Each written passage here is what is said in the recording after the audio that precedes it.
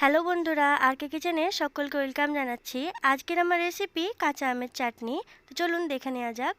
প্রথমে আমি এখানে 3টে মিডিয়াম সাইজের আম ছোট টুকরো করে কেটে নিয়েছি, ধুয়ে পরিষ্কার করে নিয়েছি। এখন একটা প্যান বসিয়ে দিয়েছি গ্যাসের ফ্লেম চালু করে। তার মধ্যে দিয়ে দিচ্ছি 1 চামচ গোটা ধনে, 1 চামচ গোটা জিরে, 1 চামচ মৌরি, দুটো শুকনো লঙ্কা শুকনো খোলায় ভেজে গুঁড়ো করে নেব।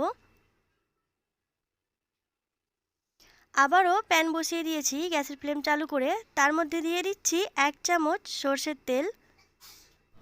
তেল গরম হয়ে আসলে দিয়ে দিচ্ছি দুটো শুকনো লঙ্কা, একটা তেজপাতা ও হাফ চামচ 5 ফোড়ন। 1 সেকেন্ড ভেজে নেব। 1 সেকেন্ড ভেজে নেওয়ার পর এবার দিয়ে দিচ্ছি কেটে রাখা আমগুলো। গ্যাসের ফ্লেম মিডিয়ামে করে দিয়েছি। এখন দিয়ে দিলাম স্বাদ মতো লবণ ও হাফ চামচ হলুদ গুঁড়ো। হলুদ গুঁড়োটা আপনারা নাও দিতে পারেন, তবে দিলে কালারটা খুব ভালো আসে।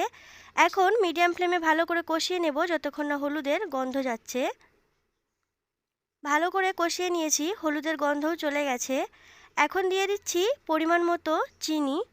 আপনারা আপনাদের স্বাদ অনুযায়ী চিনি দিয়ে দেবেন। আপনারা হয়তো ভাবছেন আম সেদ্ধ না করে আমি চিনি দিয়ে দিয়েছি। কোনো সমস্যা নেই, চিনি দিলেও আম কিন্তু খুব ভালো করেই সেদ্ধ হয়ে যায়। এখন আমি দিয়ে দিচ্ছি জল।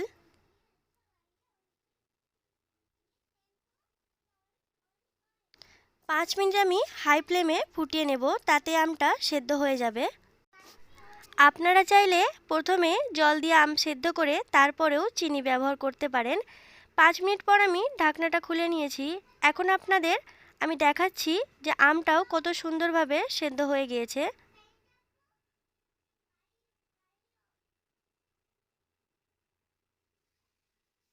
দেখুন, আপনারা দেখেই বুঝতে পারছেন যে আমটা খুব ভালোভাবে সেদ্ধ হয়ে গেছে।